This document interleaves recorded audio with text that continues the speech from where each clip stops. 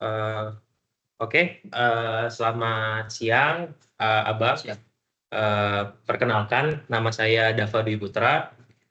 Saya mahasiswa Teknik Industri Universitas Pelita Harapan. Ya. Pada kesempatan kali ini, izinkan saya untuk mewawancarai Abang guna mengerjakan tugas mata kuliah pengembangan bisnis dan kewirausahaan. Ya. Pada kali ini izinkan saya untuk mewawancarai Abang dengan tema analisis pasar untuk industri pengelolaan limbah plastik menjadi biji plastik. Ya. Oke, sebelumnya bisa diceritakan sedikit tentang diri Abang, nama, berapa lama bekerja di bidang ini, dan perusahaan Anda di perusahaan Abang itu sebagai apa? Ya. Ya, sebelumnya saya perkenalkan diri dulu. Nama saya Egy Kusnandi. Saya umur 45 tahun. Saya bergerak di bidang pengelolaan plastik sudah hampir 9 tahun. Dan peran saya di perusahaan tersebut perwakilan dari owner. Perwakilan out, oke.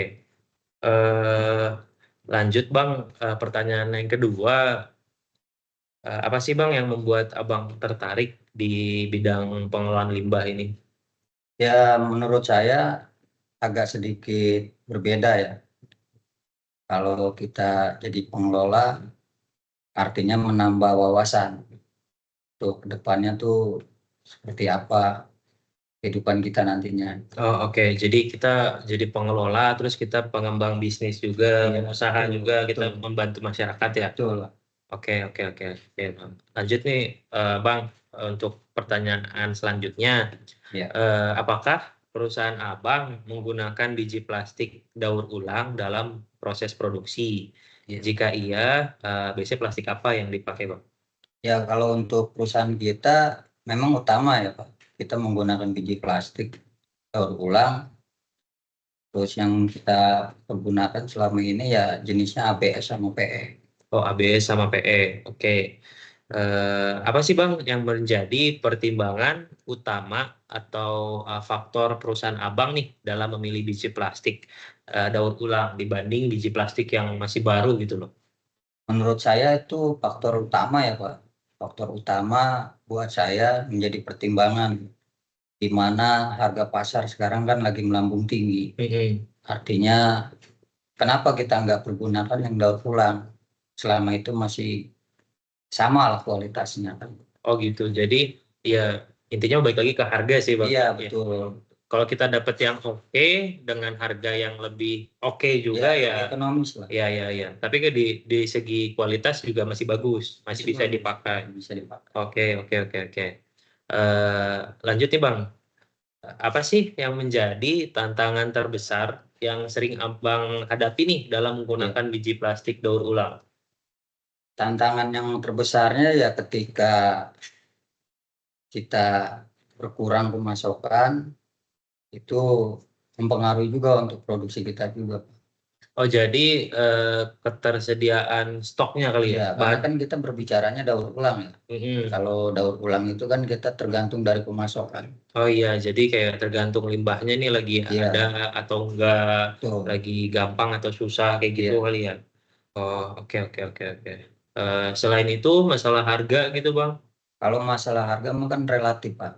Ketika dia masih bisa di bawah harga pasar, ya masih bisa berjalan. Tapi ketika memang harga itu udah melambung tinggi, ya kita juga perlu pertimbangan. Oke. Sip, paham. Lanjut Bang, pertanyaan selanjutnya nih. Seberapa penting harga dalam keputusan pembelian dan dalam kondisi apa perusahaan Anda bersedia membayar lebih? Jadi harga tuh penting nggak?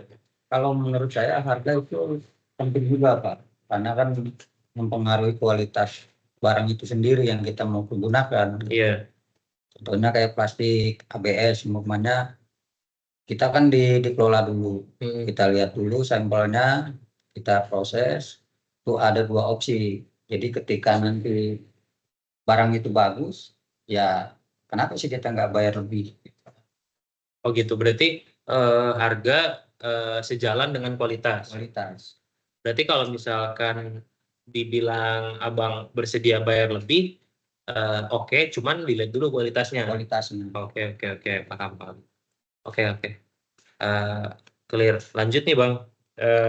Model harga seperti apa yang paling sesuai dengan kebutuhan perusahaan Abang? Apakah lebih suka harga tetap berbasis volume, kontrak jangka panjang, atau harga fleksibel berdasarkan spesifikasi? Kalau sejauh ini kita sih mengikuti harga fleksibel ya Pak. Oh, jadi Jadi kita nggak mau terpatok sama satu pemasok lah ibaratnya. Kita juga nggak mau menekan masalah harga gitu kan. Oh harga segini kita kontrak segini nggak mau kita. Oh, jadi gimana keadaan pasarnya? Misalkan Iya. harga lagi murah. Jadi kita juga ibaratnya terbuka gitu buat pemasok siapapun yang mau ngirim ke kita ya silakan. Oh, berarti nggak ada kayak kerjasama misalnya sama PTA, misalnya 8.000 sekilo udah Enggak, terus enggak panjang gitu, nggak ada. Oh, berarti emang harganya fluktuatif naik turun gitu ya? Iya, Oke, sip. Kita lanjut ke pertanyaan selanjutnya nih Bang. iya. Bagaimana cara perusahaan Abang mendapatkan biji plastik daur ulang dan faktor utama dalam memilih pemasok? Apakah Abang cari pemasoknya itu dari media sosial kah? Dari grup-grup komunitas limbah atau gimana Bang? Sejauh ini Abang gimana caranya? Saya rasa kalau untuk sekarang sih nggak sudah menjadi ini ya Pak ya. Bukan rahasia umum lagi ya. Namanya pengusaha itu kebanyakan dari relasi. Oh, relasi. Dari Ya. relasi, terus teman-teman di lapangan juga gitu kan. Jadi ada info ini, oh kesini, oh ini kesini gitu. Oh gitu. Jadi ya sejauh ini relasi link lah gitu Iya, lah ya. karena kalau kita menggunakan media sosial kadang-kadang nggak disalahgunakan sama oknum-oknum yang nggak Oh jelas. iya benar. Nanti yang berujungnya dengan kriminalitas, penipuan gitu kan. Ya, oke. Kita mencegah hal-hal yang seperti itu. Jadi lebih milih ke relasi karena ya abang udah percaya, udah Iya, kenal lebih aman juga lah, saya sama pikir lebih orangnya. aman. Oke, sip. Berarti kalau menurut abang saluran distribusi yang efektif mendapatkan biji plastik berarti dari relasi ya? Dari relasi. Relasi. Soalnya kalau untuk kayak media sosial, otomatis kan kita ketemu sama orang baru nih. Iya. Kita belum tahu kan Iya. background dia gimana, apakah oke atau enggak gitu kan. Kadang-kala mereka juga hanya sebatas kayak kalau saya bilang mediator lah Pak. Oh, jadi pihak ketiga gitu ya? Iya, artinya Oh, mereka mencari lebih lagi dari yang kita. Nah itulah yang sangat-sangat kita sayangkan. Kita memberikan harga pasar yang memang ketika ada oknum-oknum mediator yang nggak jelas, nah itu harga jadi tinggi gitu. oh iya benar. Oh iya benar, baru kepikiran. Iya, Oke deh, oke. Berarti ya media pemasaran yang paling menarik untuk mencari pemasok ya masih dari relasi kalau sekarang relasi ya. dan teman-teman di lapangan aja. Oke deh, clear untuk masalah strategi pemasaran. Kita lanjut nih Bang, pertanyaan selanjutnya. Faktor promosi apa yang paling mempengaruhi keputusan Abang untuk bekerja sama dengan pemasok biji plastik daur ulang? Ya, Jadi promosi apa nih yang? faktor promosinya ya kita pertama saling mempercayai Pak. Kedua kita saling jujur. Ya kita juga menjalin kerjasama yang baik.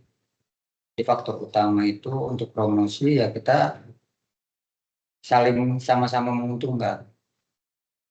Tidak ada Iya. yang saling dirugikan. Itu aja sih promosinya.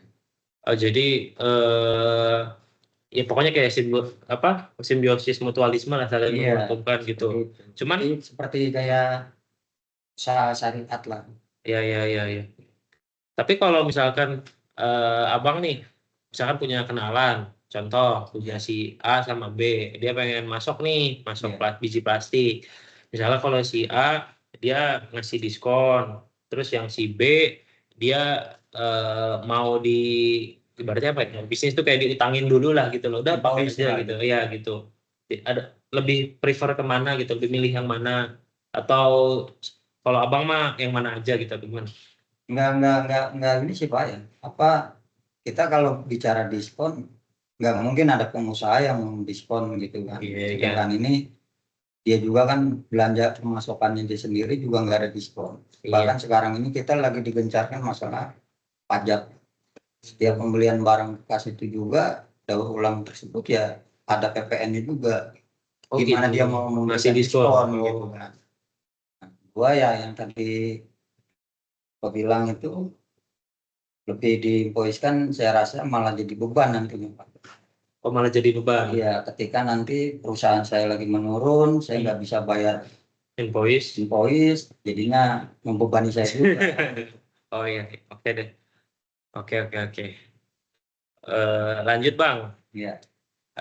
Apa yang dapat meningkatkan kepercayaan perusahaan Abang terhadap pemasok biji plastik daur ulang? Yang tadi saya katakan Pak, kita kembali lagi ke awal. Pertama kita saling menjaga kepercayaan, kedua ya kita saling jujur.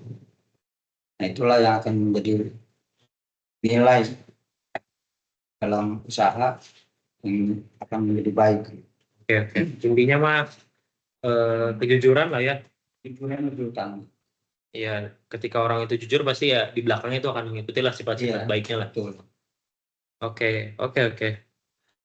Terakhir nih Bang, kita masuk ke sesi terakhir. Ada nggak sih saran Abang sebagai pelaku industri daur ulang plastik agar lebih kompetitif? Misalnya saya sebagai pembuat biji plastik daur ulang, ada nggak saran ke saya nih biar saya lebih maju? Ya kalau saran saya sih buat teman-teman di bawah gitu ya, di lapangan, sesama pengusaha, ya jangan saling menjatuhkan masalah harga pasar. Artinya jangan terlalu menjatuhkan juga harga yang udah disesuaikan. Jadi kita nggak boleh bersaing masalah harga juga, Pak. Jadi ya intinya fair lah Fair. antara si pembuat biji plastik yang satu sama yang Iya, lain betul. gitu. Bersaing secara sehat lah Sehat, gitu. Pak. Oke, ada lagi Bang? Ya saya rasa sih itu aja sih sarannya. Sama kejujuran tadi ya, kejujuran nomor satu. utama. Iya, oke. Terakhir nih, apakah ada hal lain yang ingin Anda tambahkan terkait pengalaman Anda dalam menggunakan biji plastik daur ulang? Saya rasa apa yang saya tambahkan ya nggak ada sih Pak. Ya masalah kejujuran aja itu tadi. Ada. Intinya kalau biar kita sama-sama saling berkah usaha gitu kan. ya intinya kalau misalkan ingin jadi pengusaha, jujur lah nomor satu. Jujur nomor satu. Oke, siap. Oke, sip. Makasih Bang Egy ya atas wawancaranya siang hari ini. Ya. Semoga usahanya berkah terus, maju terus ya. Saya doakan sukses selalu untuk kita semua. Oke. Cukup sekian wawancara singkat siang hari ini. Terima kasih. Iya Pak.